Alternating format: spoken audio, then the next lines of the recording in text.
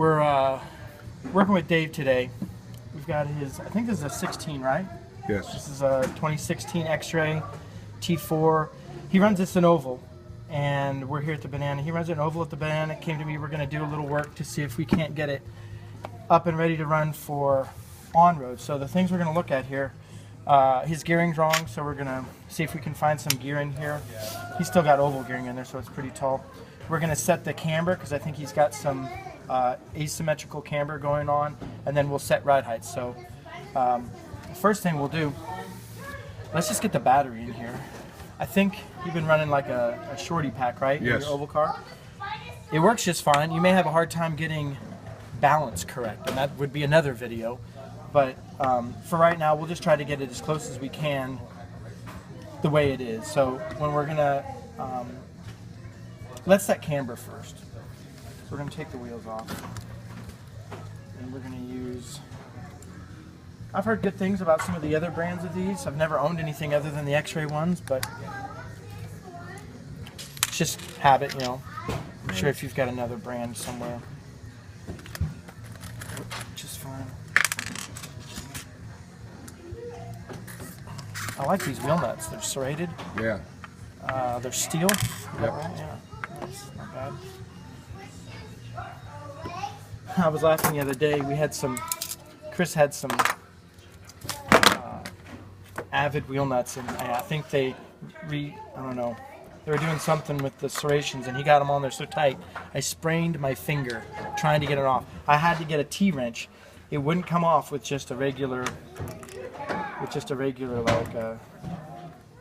Regular wrench. Here's a little something I did on my X-Ray, or the Hootie setup gauges. I always lose these wheel nuts, so I drilled that hole out a little bit more, and I stuck an M4 through there with a nut, so I know they should always be with the setup gauge, just to keep stuff organized. I'm sure Uri Hootie is cringing to see that I stuck some extra stuff on his beautifully designed setup gauges. Alright, so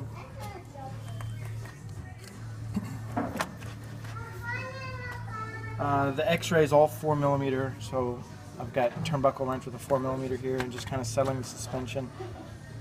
This won't be perfect since we haven't balanced it yet, but it's going to be close enough. I'm going to have you start with a 1.5 degrees of camber. So one thing I'm noticing on your turnbuckles, I don't know how well that focuses, but see if you can get in here and take a look at this. This turnbuckle right here, you've got the mark on the left side. This turnbuckle over here, the mark is on the right side. And back here, you've got the mark on the right side and the mark on the right side. That just means that mark usually indicates the left and right hand threaded portion, so you have to be thoughtful. On my cars, I always put the marks all on the left, and I have a stupid saying that I do, forward is longer and back is shorter.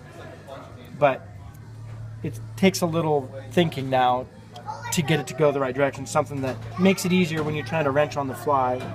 I know this one's going to be right, so that's at 0. I'm going to shorten this by going back to set the camber. That's 1.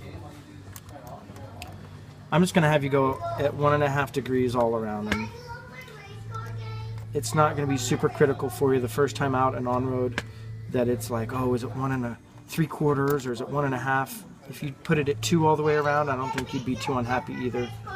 Just getting it the same and getting it in the ballpark. And I'm going to do this opposite on this one because it has too much camber.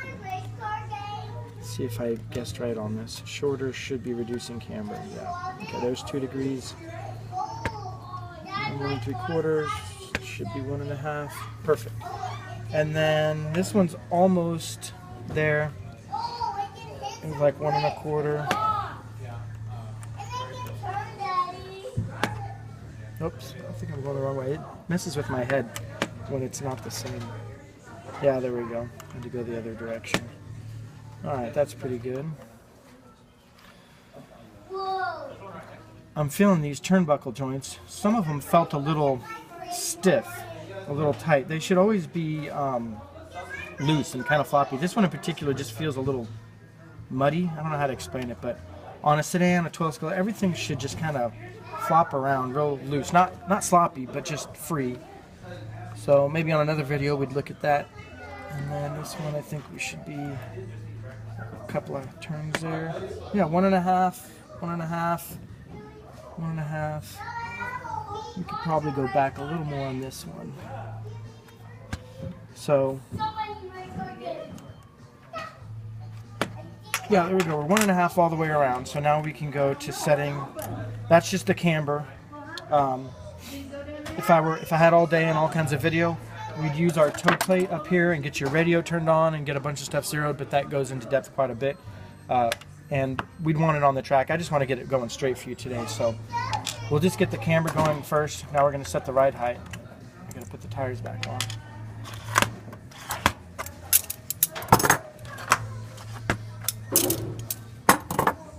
All right.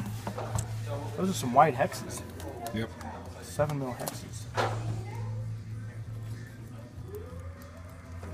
And I'm going to point this out. We're not going to do anything about it in the video, but it may be that we need to, or maybe I will do it.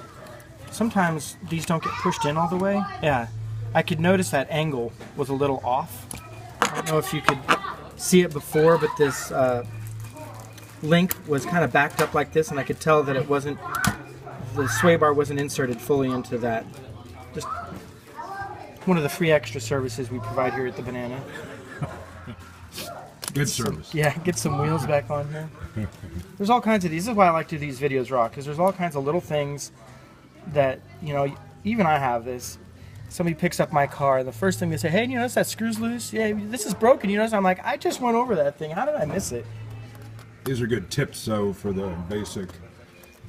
Yeah, just things you may not think about. Right. You build the kit, and it may or may not be right even when you build it, but then after you run it a little bit, especially with racing, it gets hectic, and you get wrapped up in racing, and you don't notice that something was a little off.